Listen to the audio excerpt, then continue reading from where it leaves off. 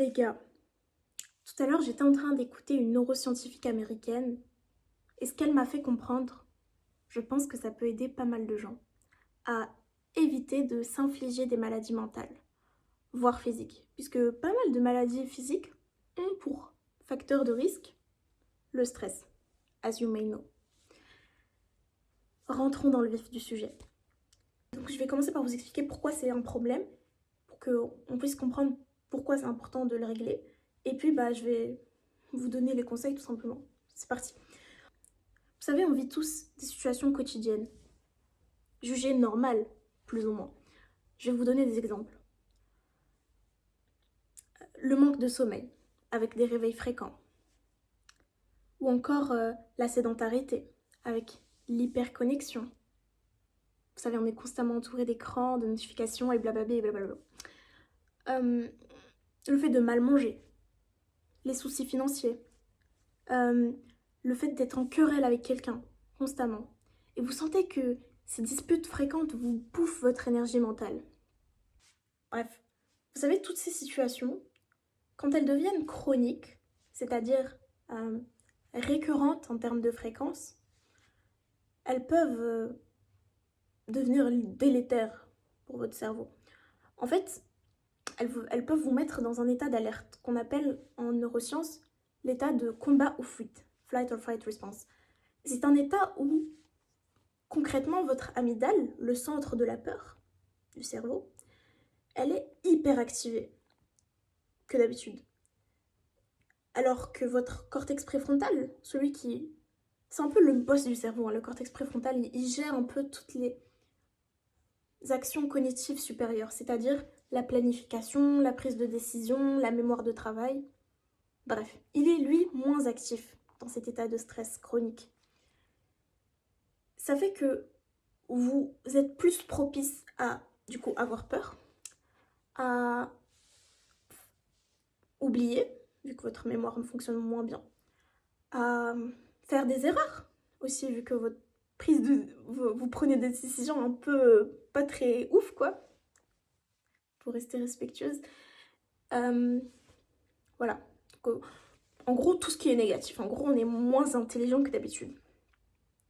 Et aussi, on rumine plus, vu qu'on rentre dans un état de constante peur. Du coup, on se crée des pensées négatives qui peuvent vous faire croire que c'est la réalité. Parce que le cerveau, il aime trop parfois nous mentir, hein. Faut savoir que le cerveau ne reflète pas tout le temps la réalité, hein. C'est la vérité. Enfin, le cerveau, il simule l'extérieur, mais il ne l'est pas.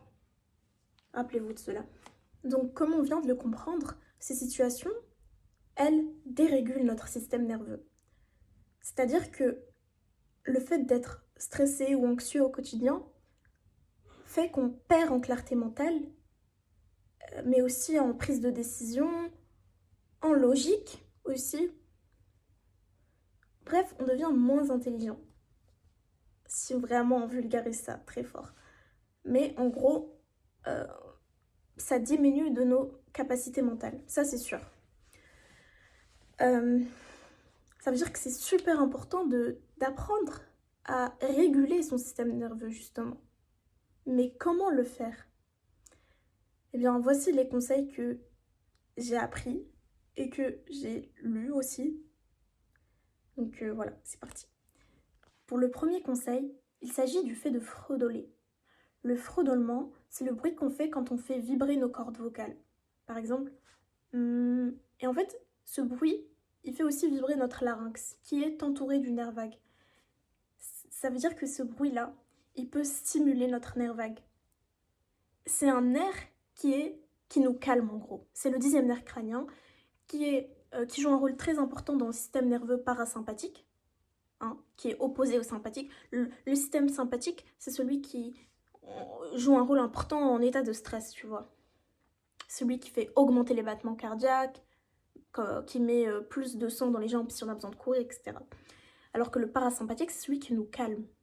Voilà. Et donc, en fredonnant, on peut diminuer notre rythme cardiaque. C'est pas une dinguerie, ça? Et moi, j'ai une théorie, hein.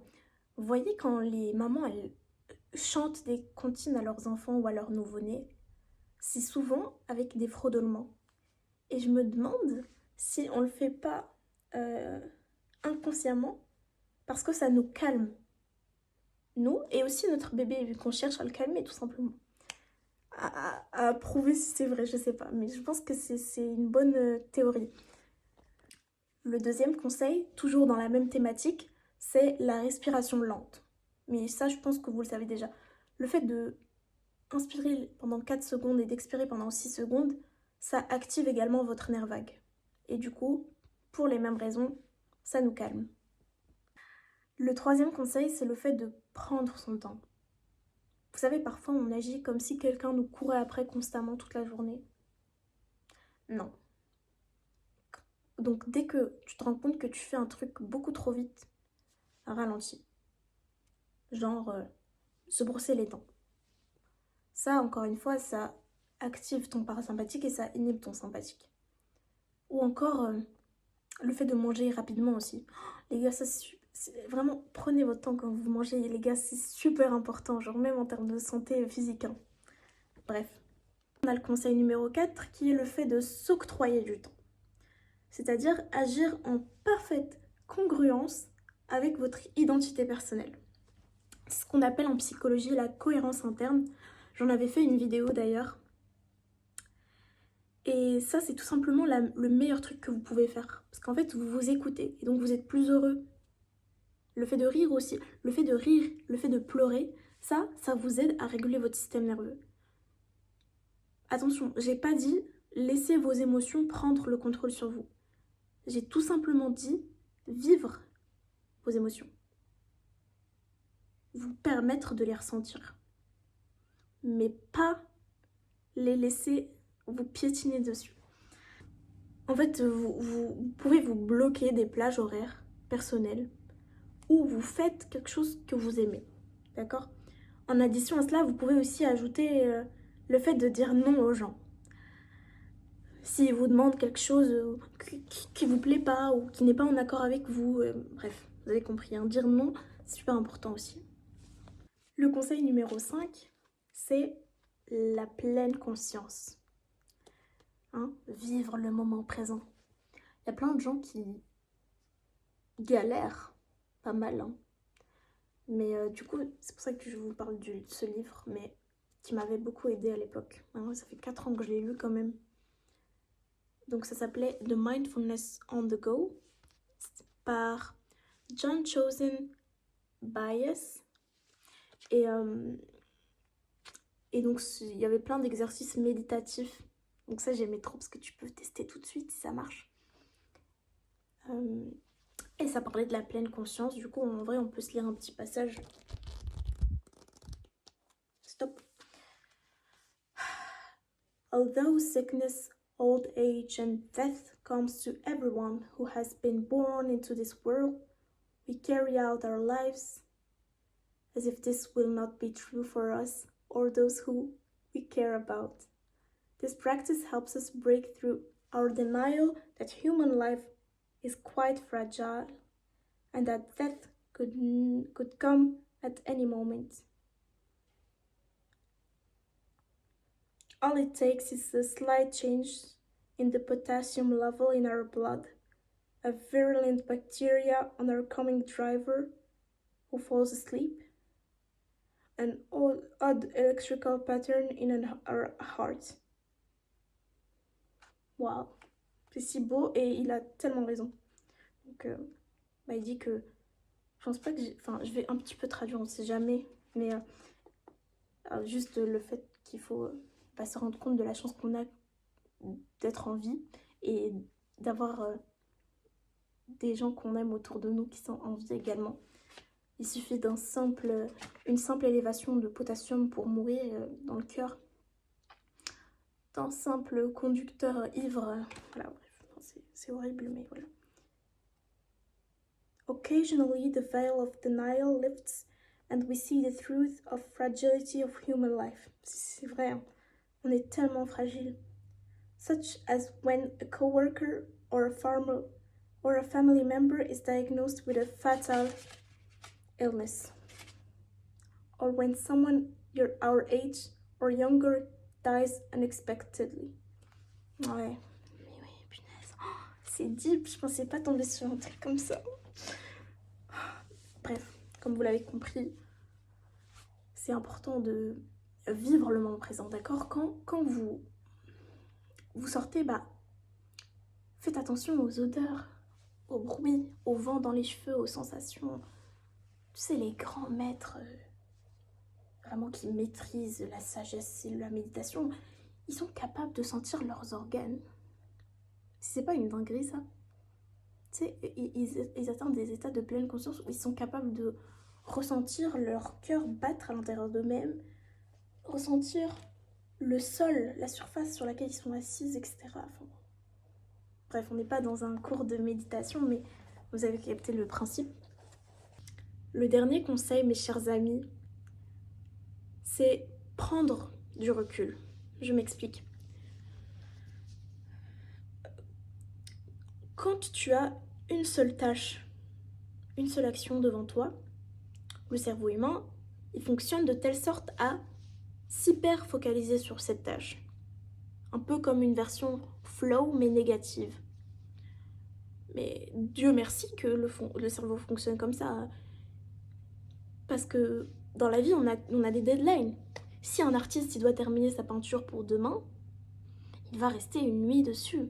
Il va vérifier tous les détails, changer les formes pour les rendre plus appréciables, etc.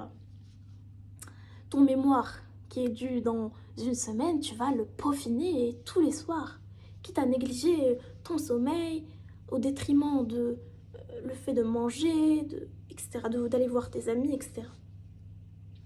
Sauf que qui en paye les conséquences? Eh bien, le vous du futur, parce que quand tu es hyper focalisé de façon malsaine sur quelque chose, tu perds la vision globale. Tu sais, un artiste, il a besoin de sa créativité. Et quand il est hyper focalisé sur une seule chose, il perd de cette vision globale et du coup, il perd en créativité. Et lui, il ne veut pas perdre en créativité un artiste. C'est ce qui l'aide à être successful. Bref, donc, pour votre bien, sortez, prenez l'air. Ayez une vision paranomique. Vous connaissez les fractales? Les fractales, c'est des formes géométriques répétitives. On a le chou romanesco, il me semble. C'est si beau ce légume, comme exemple. On a également les montagnes, les nuages, tout ça c'est des fractales. Et ça a été prouvé scientifiquement comme apaisant pour le cerveau. C'est pas une dinguerie ça? Je sais pas quel phénomène explique cela. Ce serait bien de comprendre parce que c'est impressionnant le fait. C'est pour ça que quand on voit des vagues sur la plage aller et revenir, ça nous apaise. Voilà, maintenant vous savez pourquoi. Voilà, c'est la fin de cette vidéo. J'espère qu'elle nous aidera tous à mettre en œuvre ces choses au quotidien. Et qu'elle nous aidera à être moins réacteurs de nos émotions et plus créateurs de qui l'on veut être. Je vous laisse sur cette belle phrase et à la prochaine.